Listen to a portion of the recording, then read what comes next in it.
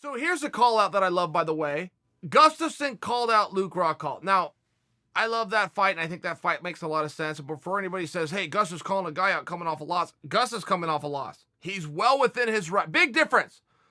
Big difference before anybody ties this in to Gregor Gillespie calling out Pettis.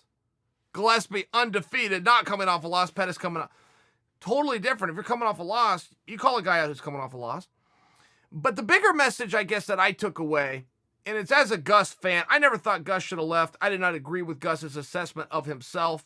I thought that physically he looked great. He's in there fighting world champions and number one contender. I mean, right? It was just, he was in a meat grinder.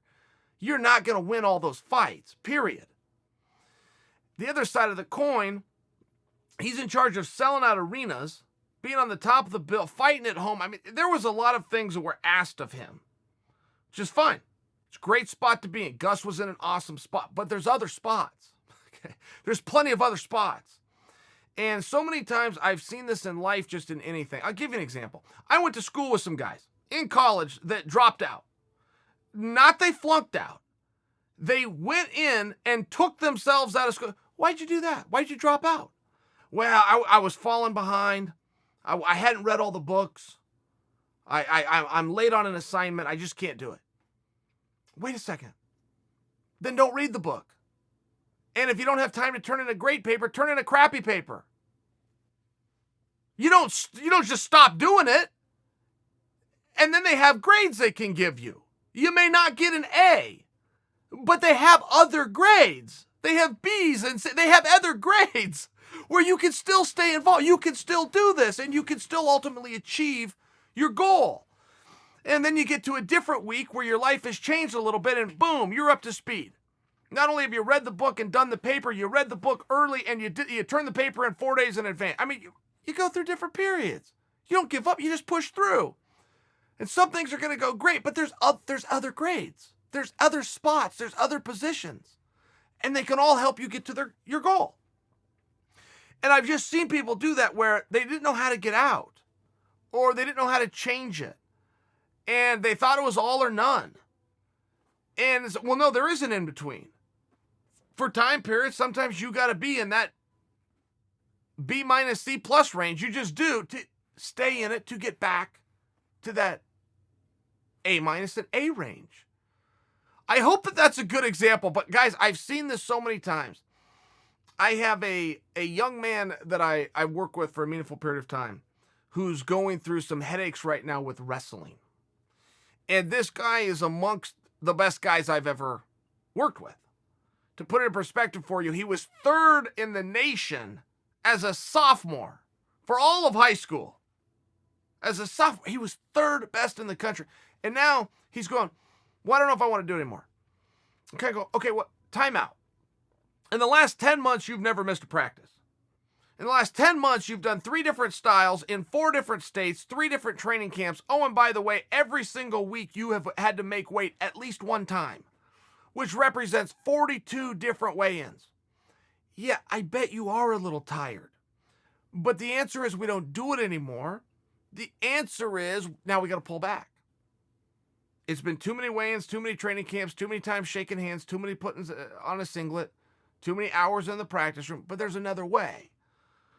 There's a way to ease, to dip your toe in the hot water before you just jump in the bathtub. There's ways to do this.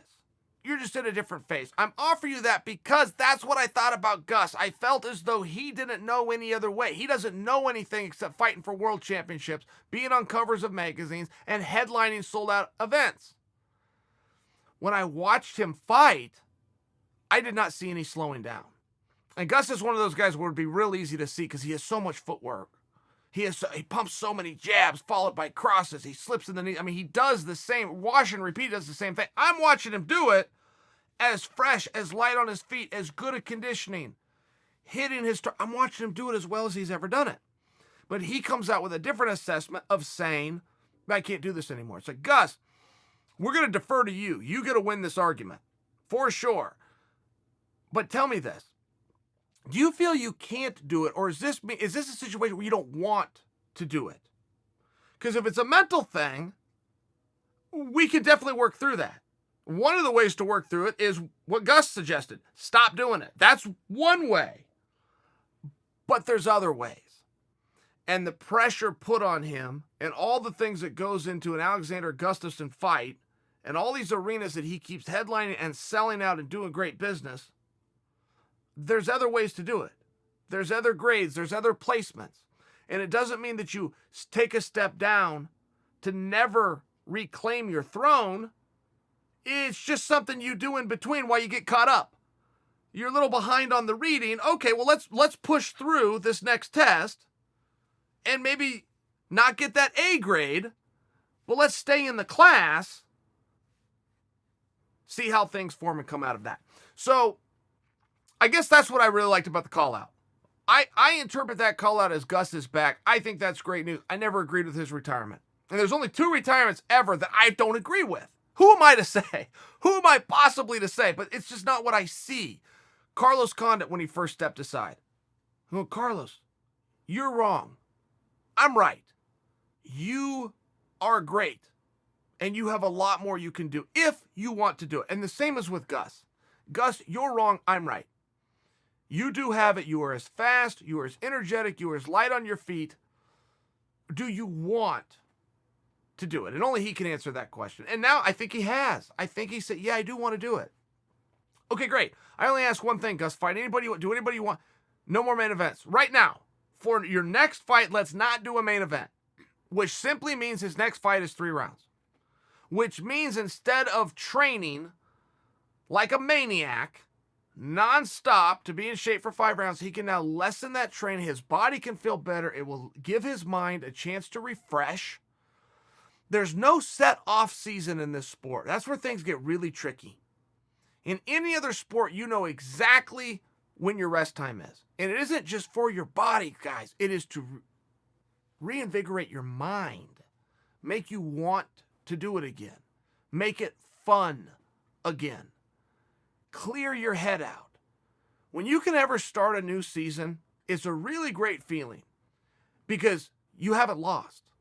You are 0-0. You have no losses. You have no baggage. It is a fresh start. And in this sport, that is almost an impossibility to get. So you got to trick the system. You got to trick yourself. You got to be careful what you let in your bubble. Careful what you block. Fresh coat of paint. So when I hear him call out specifically Luke Rockhold, and you got to understand, I'm also a Rockhold believer. I don't really give a damn that he took a Polish hammer to the face and went down. I really don't. I thought Rockhold looked good in that fight. I thought that punch would put down anybody, and I don't expect anybody to continue on while unconscious and with a broken jaw, by the way. I did not see a reduced Luke Rockhold. In fact, I saw a little bit of the opposite myself. I saw a guy his first time in a new weight class. I think that Jan's power surprised him, and I don't just mean in that punch. I mean, even in the clinch, I think the strength and the muscle is something that Luke was still adapting to. I think he was figuring out as the fight went on. I think he found himself in a harder fight than he expected to find himself to, but was pushing through it. I saw a really good Luke Rockhold. I saw something different than most guys saw. And in the Anthony Smith fight versus Gustafsson, I saw a really good Gustafsson. The other side of the coin is he's taking on a hammer. And that's the same thing that happened to Luke. He took on another stud. One guy's going to win. I like that match. I don't know where Luke's at. I tend to think we're not going to get that. I have not heard much from Luke, and I did hear about this broken jaw, which I think takes some time to recover. I don't know that we're going to get that match, but I do like it. If it's on the table, I'd love to see it. But I do think the one good news that we at least have identified for sure is that we do get some more Gustafsson.